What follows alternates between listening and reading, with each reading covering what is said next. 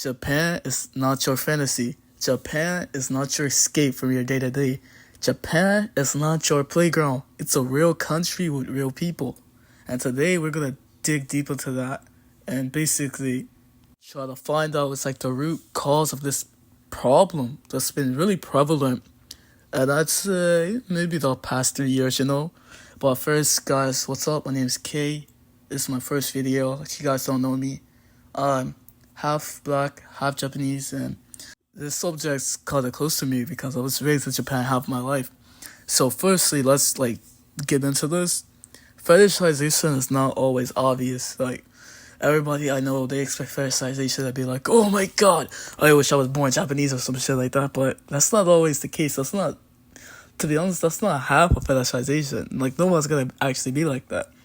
Real life fetishization often looks like, oh, I really want a Japanese girlfriend. Or, I wish I lived in Japan because they're just so fucking polite and kawaii. Or treating like anime bro, it's like real life Japan or some shit. But that's not even the fucking case, bro.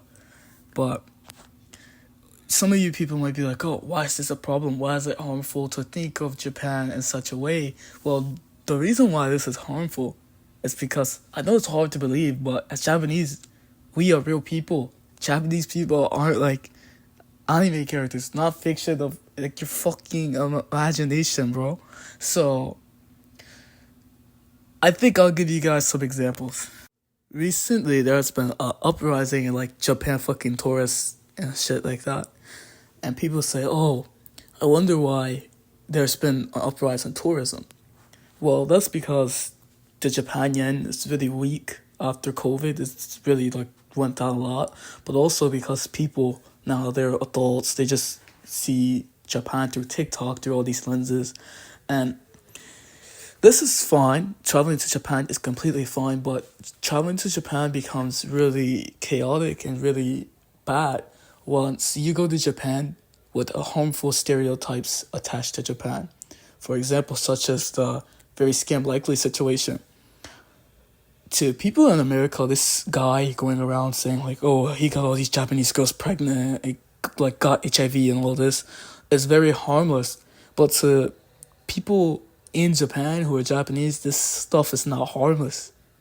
I have sisters, I have cousins, and so for somebody to perpetuate the stereotype that Japanese women are just these promiscuous deities that roam the fucking streets searching for black guys to impregnate them or something, this is harmful. This is wrong. And that's a thing that I think most people will not understand, because it's hard to understand something when you're outside trying to look in. You're trying to see the full picture. But when you're inside, you can very well see much what's outside. And overall, to me, these harmful stereotypes are affecting how people conceive and see how Japan may be. And secondly, it's just bringing tourists here for the wrong reason. We already have a problem with tourists coming to Japan for oh, they just want to see it. They're going to take photos. They're going to live there. They're going to talk on trains. They're going to do all this stuff and break all these rules. So if we have another majority of people coming here just to I guess do these our women dirty as possible and harm our women, what's gonna come out of this? It's just gonna get worse and worse and worse. And people often think of Japan as a Disneyland escape, but they realize it's like this because Japan has been isolated. The reason America isn't like this is because America wasn't uprooted in this sort of way. And as I said, to people in America who aren't Japanese, who probably will never go to Japan, this serial videos is really, really funny. Oh my god, haha, all these Japanese women are so crazy, bro. They're so promiscuous, bro. Which is honestly perpetuating the stereotype of the whole geisha, promiscuous Asian women entirely shit. But it's to a point where first of all, this whole thing was not even real. His whole video series was really literally fake, bro. It was really faked. It was really just clips of people who went to Japan. He took clips, cut his face out, and talked over them. Which, to be honest, most people didn't even see. Some people probably didn't care enough to actually investigate. But I watched this guy's YouTube channel. He's one of my favorite YouTubers. His name is Akio. And he made a whole video basically exposing him because he's just like, wait a minute. All of this is fake. He didn't go to Japan. He's just saying random stuff and getting random photos and putting them all together. Like, you gotta take a second to just look at one of these videos. But if I can get this every morning for free, I'm not really tripping. I paid to ride these bikes that they had going on for tourists. It was super fun, but it was super long and hot. I was drained right after this. I took a nap and I woke up super late, so I hopped on Bumble. A lot of people are saying that this is the best app for Japan. I got this one girl's number, so I said, hey. She said, hello, baby. Do you have any black in you? Haha, no, baby. I'm completely Japanese. Do you want black in you tonight? I'm glad to hear that.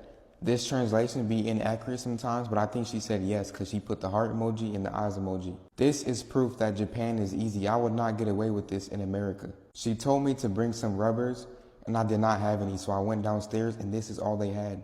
So yeah, I cracked her at her place. And at first I had on the rubber, but I took it off.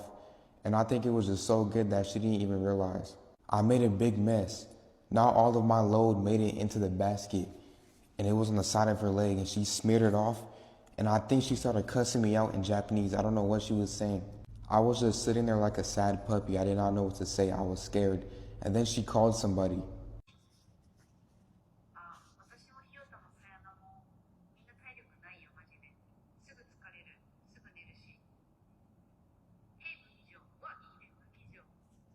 I tried to record it a little bit, but I didn't want her to catch me, so I just left it how it was. Like, all of this is literally just photos with him talking over it, saying, oh, yeah, this happened. This definitely happened. Everybody's just like, oh, well, I guess we believe him. But this is so harmful to Japan as a whole because now people are going to come here thinking, oh, these Japanese girls are so easy, bro. I'm going to be here on passport shit and just run through them passport bro shit. And it's just like, that's harmful to people because it could increase number of sexual crimes, number of people feeling uncomfortable in general around foreigners. And overall, that is bad. Which ultimately leads me into my second point of this video, is you don't know how many times when just scrolling on social media, I see so many shit that's just completely untrue about Japan. To the point where I'm just like, if someone who is unaware just heard this, like, they'd actually believe that it's true. They'd actually believe that, oh, if you give someone a tip in Japan, they will literally punch you in the face because you're calling them poor. That's not true. It's just no one really knows what to do with a tip. Like, now recently, there's been this new trend. Well, I don't think it's new. It's been a thing for the longest. Like, random girls on TikTok just, like, hyper-romanticizing Japan. That's another thing that's really impactful, because some people are like, oh, what's wrong with hyper-romanticizing do? The thing about hyper-romanticizing is it has a principle of dehumanization into it, to the point where you don't see Japanese people as humans anymore. You see them as kawaii objects, Sanrio made people. Sanrio are people.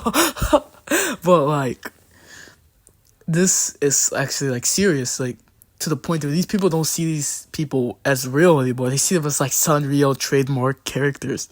Because it's just like, why are you hyper-romanticizing a Japanese girl just going to school? Why are you hyper-romanticizing somebody eating? Why are you hyper-romanticizing somebody drinking strawberry milk? Like, you're literally dehumanizing them. Treat them as normal human. You would not be so gung-ho over like a normal person drinking strawberry milk. So why would 12-year-old Japanese girl does it? It's just, oh my god, so kawaii, so spectacle, that you have to like put it on your TikTok and be like, I deserve to live in Japan. I need to go to Japan and do this. Because it's just like, you're literally dehumanizing us Japanese people to make it seem like we're anime characters, which is not the case at all. Real things happen in Japan. Same things happen in America, happen in Japan. Same personality traits Americans have, Japanese have. That's why sometimes I dislike when everybody's just like, oh, Japanese people are so nice, they're so polite, and everybody in America is horrible because Japanese are so polite. If you're Japanese, you would only know that that's half truth. Japanese people could be some of the rudest people ever sometimes, actually. The only thing about being nice and kind is that it's mandatory.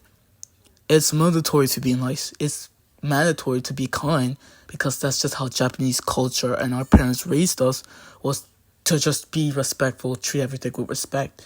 And that's our outer face. In Asian culture, showing face is just a normal thing. But what people would be scared to find out about Japanese is that, for example, there's a huge thing where people are like, oh, why do so many Japanese commit suicide or self-harm? And whilst internet cyberbullying is so popular in Japan, the reason cyberbullying is so popular is because showing face is such a prevalent culture that no one will say anything to your face, but rather use internet as a weapon. Like, for example, you probably won't get bullied at school anymore, but you will probably get random messages from some unknown account with no identification factors on that account saying something extremely terrible about you that's from literally no one, a ghost. And you'll just get thousands of these messages. And that's why, to foreigners, I say, Japanese are polite to an extent, and some of it is just face. They're showing face, which I'm not sure if it's prevalent in America, because I live in Texas, and in Texas, everybody is somewhat kind. Everybody waves, everybody says hi, but overall, I feel like this video was something I need to get out to kind of let my narrative kind of escape.